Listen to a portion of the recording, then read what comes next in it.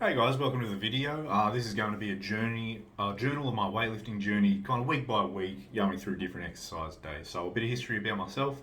I'm a student of exercise science. I formerly worked in the military where I found out that I really like coaching people. I coached a few mates back then.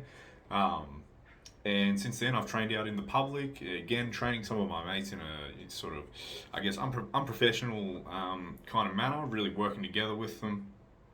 Um, and as far as weight, well, my weight has ranged from 69 kilos or about 150 pounds to about a maximum of about 100 kilos, 101 kilos, something like that, or just around 225 pounds. At the moment of making this video, I sit at 90 kilograms or just below 200 pounds. So, uh, today's video is all about leg day. So let's talk through the exercises. So, first up, I worked through some linear hack squats. Now, I absolutely love the linear hack squat as opposed to barbell squats or the leg press. I think this awesome middle ground where kind of really loading up the barbell back squat for hypertrophy reasons, kind of bodybuilding related reasons. It's an awesome driver of strength, but kind of bringing up those rep ranges of eight above eight for sets of maybe five or more sets.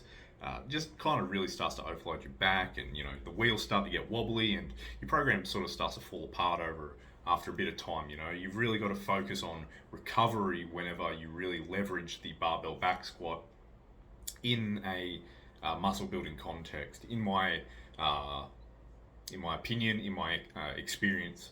So for that reason, I absolutely love the linear hack squat.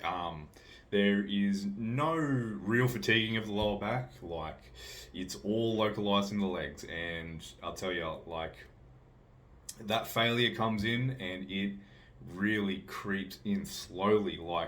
Uh, like you'll go from doing your reps normally nice and controlled, and it gets slower and slower and slower, and it just hurts that much more every time. You're moving, inches an hour, moving that weight up, and it's beautiful. So for the weights on that one today, we did 5 sets, two, I guess, warming up sets, I guess, are kind of practically working into it.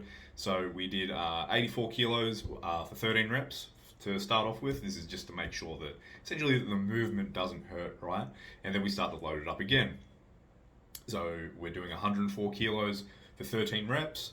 And again, kind of working up into that working space, okay? We're kind of fresh into it, just to make sure that nothing really hurts, okay?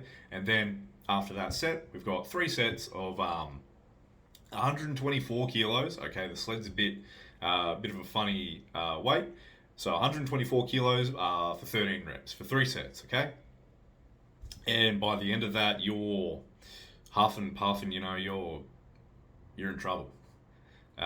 So moving on from there, we move into the standing calf raise. Now, there's no particular reason to choose the standing calf raise. It's convenient for me. Basically pull the plates off of the, off of the linear hack squat and throw it right onto the calf raise. It's right there. So, reasons to like standing above sitting is personal preference, really. I think I just get a better contraction, a better forceful push against the ground whenever I'm standing with it on my shoulders. So again, 5 sets in a similar fashion. So first set is basically always a warm up, is how I've programmed it. So 40 kilos for 13 reps, 2 minutes. 60 kilos for 13 reps, 2 minutes. And then moving on to 3 sets of 80 kilos for 13 reps. And by the end of that as well, you should really be focusing on really slowing down by the time you're finished with the exercise. Then after that, bit of a curveball for leg day, but the back extension. So the back extension is this awesome prep for hamstring work. We've already kind of loaded the glutes um, in the linear hack squat, but this is just an awesome way to get load, I guess, off the spine to work that Christmas tree. Not that I really need it right now, and basically just build some resistance to injury for the future. All right, just really getting some insurance in. So 2 minutes rest for 3 sets. It's just my body weight, really bringing it up. Nice, awesome contraction at the top.